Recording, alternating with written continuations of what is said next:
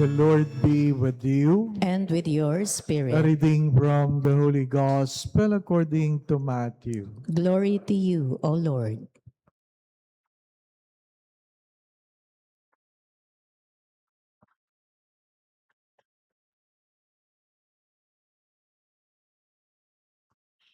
As Jesus got into a boat, his disciples followed him.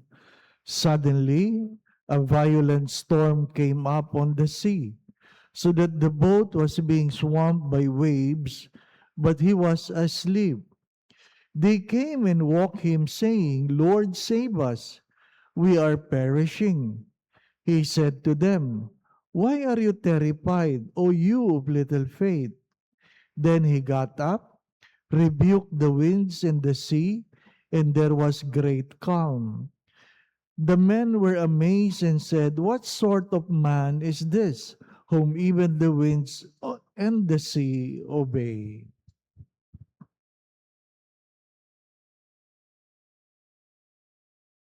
Brothers and sisters, the Gospel of the Lord. Praise to you, Lord Jesus Christ. Bishop Rene, Father Augustine, sa inyo pong lahat, magandang umaga. Ang unang pagbasa ay nagpapaalala na tayo ay itinangi ng Diyos. Itinangi ng Diyos.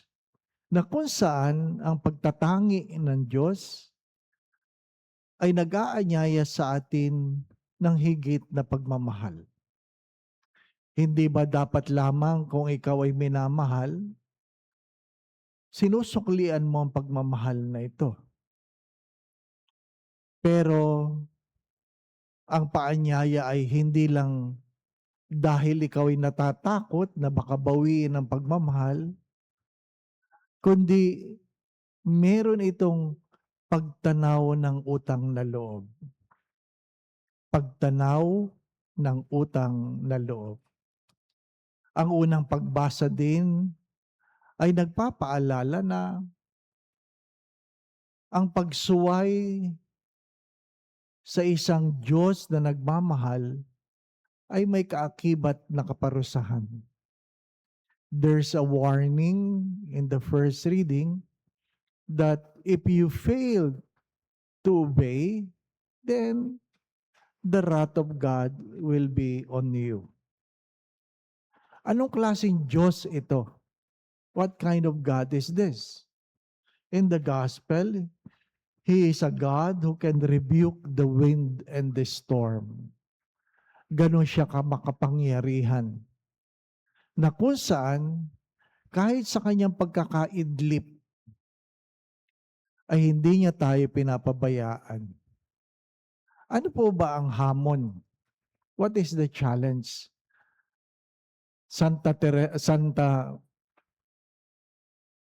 Saint Mary Goretti, Santa Maria Goretti, ay nagpapaalala ng tatlong bagay. Palagi niya yung sinasabi. Sabi niya,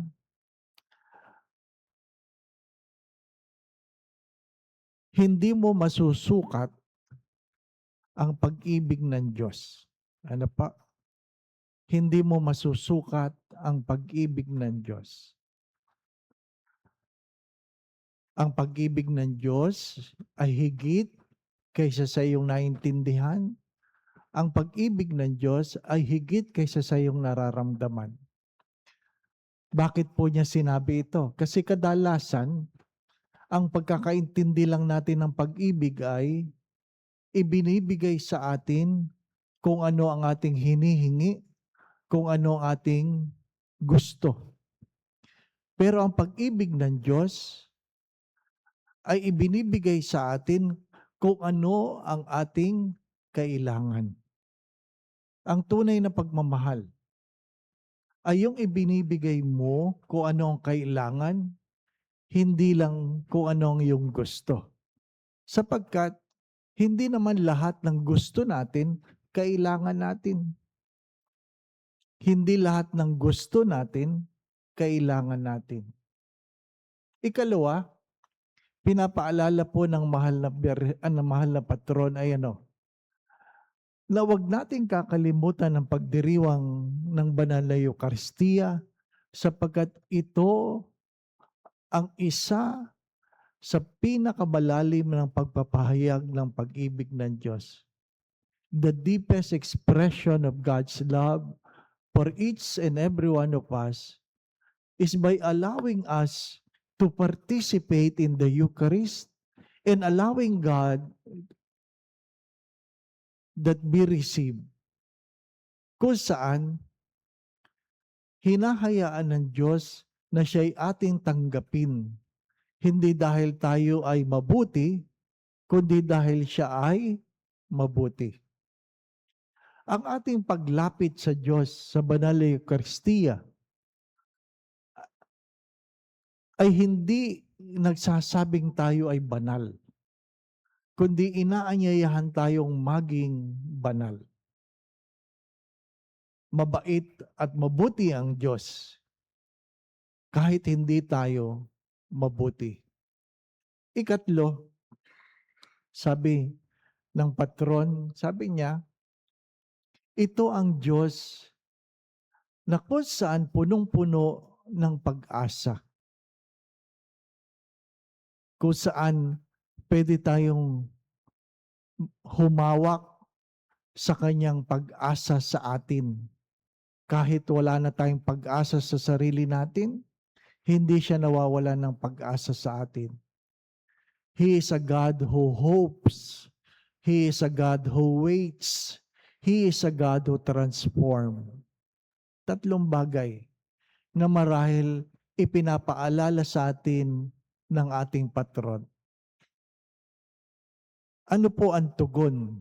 Ang tugon ay, sabi nga sa tema, nawa ay meron tayong pagsunod that we may become obedient to God. In what way?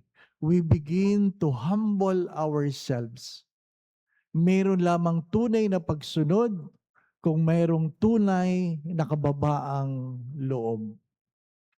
Sino lang ang pwede sumunod sa Diyos? Yung mga taong mayroong mababaang loob. Kahit kailan ang mayayabang, hindi mo pwedeng pasunurin. Kasi punong-puno sila ng sarili nila. Mga minamahal na mga kapatid. Ano lang ang ibig kong ipaalala? Hindi ginamit ng Diyos ang kanyang kapangyarihan para tayo ay pasunurin.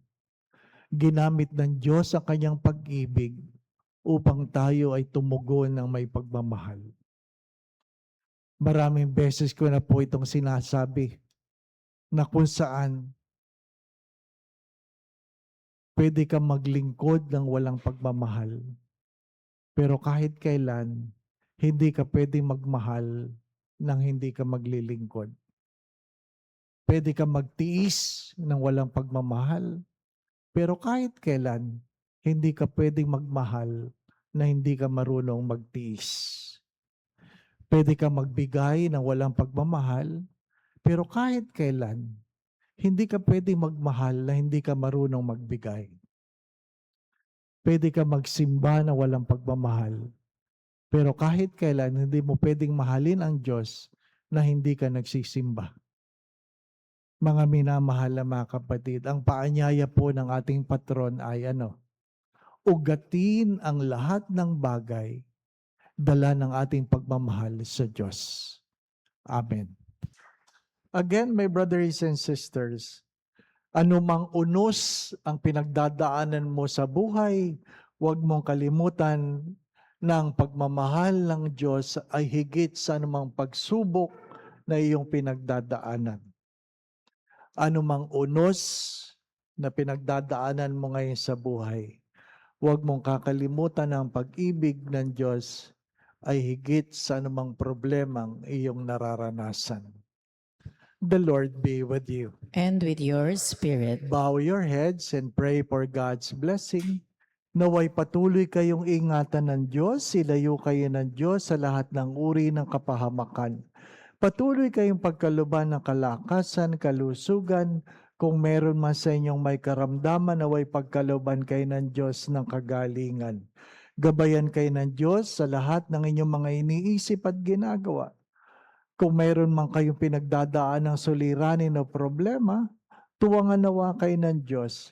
Alisin ang inyong mga pagkatakot at pangamba.